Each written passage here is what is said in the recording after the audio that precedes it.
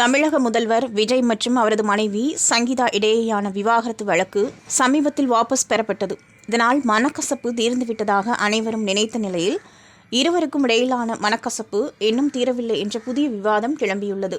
Chennai George கோட்டையில் 80வது சுதந்திர தின விழாவில் நடிகை த்ரிஷா VIP வரிசையில் அமர்ந்திருந்தது குறித்து பத்திரிகையாளர் பிஸ்மி யூடியூப் சேனலுக்கு பேட்டியளித்துள்ளார். அதில் கடந்த வாரம் சங்கீதா தனது விவாகரத்து மனுவை வாபஸ் பெற்றதாக தொடர்ந்து குடும்ப பஞ்சாயத்து ஒரு முடிவுக்கு வந்துவிட்டதாகவே ரசிகர்கள் கருதினர். மேலும் விஜயின் மகன் ஜேசன் சஞ்சய் தனது பேட்டியில் அப்பா என் விருப்பங்களுக்கு எப்போதும் உறுதுணையாக இருந்தார் என கூறி பழைய கசப்புகளை ஒதுக்கி பேசியிருந்தார். மகனின் இந்த நேர்மறையான பேச்சு குடும்பத்தில் சுமூகமான சூழல் திரும்பியதை உணர்ந்ததாகவே பலராலும் பார்க்கப்பட்டது. சென்னை கோட்டை கொத்தளத்தில் நடைபெற்ற சுதந்திர தின விழாவில் முதல்வர் விஜயின் பெற்றோர் SA சந்திரசேகர் மற்றும் ஷோபா அமர்ந்திருந்த இடத்திற்கு அருகிலேயே நடிகை த்ரிஷா தனது தாயாருடன் VIP வரிசையில் அமர்ந்திருந்தார்.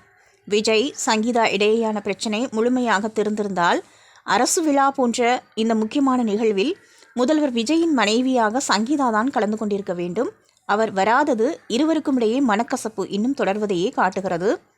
விஜய் தற்போது மாநிலத்தின் முதல்வராக இருப்பதால் அவருக்கு அரசியல் ரீதியாக எந்த சங்கடமும் வரக்கூடாது என்பதற்காகவே சங்கீதா வழக்கை வாபஸ் பெற்றிருக்கலாம். ஆனால் இருவருக்கும் இடையே சுமூகமான பேச்சுவார்த்தை நடந்ததாக தெரியவில்லை.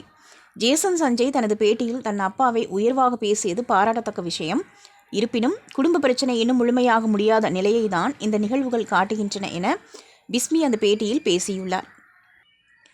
சுதந்திர தின விழாவில் விஜயின் குழந்தைகள் கலந்து கொள்ளாததும் த்ரிஷாவின் வருகையும் மீண்டும் அரசியல் சலசலப்பை ஏற்படுத்தியுள்ளது.